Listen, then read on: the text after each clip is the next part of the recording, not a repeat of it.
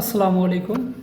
সম্মানিত আমার প্রাণপ্রিয় সহযোদ্ধারা, আপনারা অধীর আগ্রহে আছেন যে ঈদের আগে আপনারা যে বেতন ভাতা এবং ঈদ বোনাস পাবেন কিনা।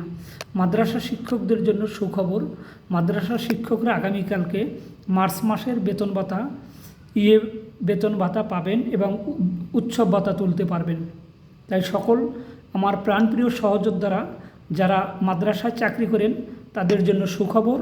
আগামীকালকে সোমবারে আপনারা বেতন ভাতা তুলতে পারবেন এবং উৎসব ভাতা পাবেন। বেতন ভাতা আজকে রবিবার সারকরণ করা হয়েছে, কিন্তু দুঃখের বিষয় হলো আজকে কী বার?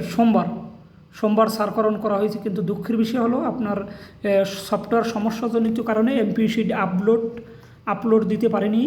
আগামীকালকে আপনারা বেতন ভাতা পাবেন এবং উৎসব ভাতা তুলতে পারবেন। সম্মানিত শ্রদ্ধেয় স্যার, যারা লাইভটিতে যুক্ত আছেন সকলে যুক্ত থাকুন এবং অন্যকে দেখার সুযোগ করে দেন। উৎসব ভাতা, বাড়ি ভাড়া, চিকিৎসা ভাতা, এ ভাতার বিষয় নিয়ে বাংলাদেশ শিক্ষক ঐক্য পরিষদ শিক্ষকদের কল্যাণে কাজ করে যাচ্ছি। স্কুল কলেজের শিক্ষকরা যারা ডিসেম্বর মাস থেকে বেতন ভাতা পাচ্ছেন না, পঞ্চম লট পর্যন্ত বকেয়া সহ বেতন ভাতা পাবেন এবং আগামীকালকে আপনারা উৎসব ভাতা তুলতে পারবেন। স্কুল কলেজের শিক্ষকরা, তেমনি কারিগরি শিক্ষকরা আপনারা উৎসব ভাতা তুলতে পারবেন। অধীর আগ্রহে আসছেন স্যার আমরা ঈদের আগে ভাতা তুলতে পারবো কিনা। অবশ্যই আপনারা বেতন ভাতা আগামীকালকে তুলতে পারবেন। আগামীকালকে মঙ্গলবারে বেতন ভাতা তুলতে পারবেন। জি, ধন্যবাদ জানাচ্ছি যে সকল সহযোদ্ধারা লাইভটিতে যুক্ত আছেন।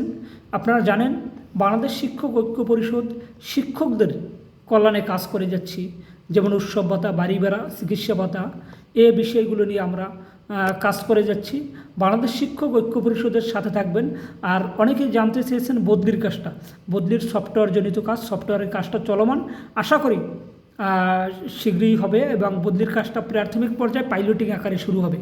আমার প্রাণপ্রিয় সহযোদ্ধারা যারা বদলি প্রত্যাশী শিক্ষকরা অধীর আগ্রহে আসছেন, আসলেই কি বদলি হবে?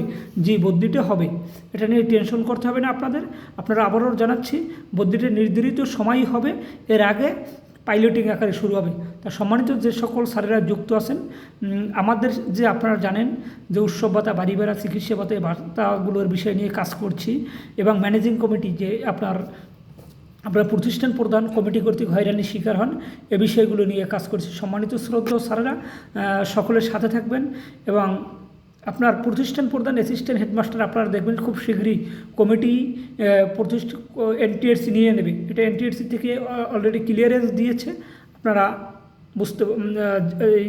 দেখতে পারবেন। আমরা কাজ করছি শিক্ষকদের কল্যাণে। যে ভালো থাকবেন। আসসালামু আলাইকুম রহমতুল্লাহ বারাকাতুহু।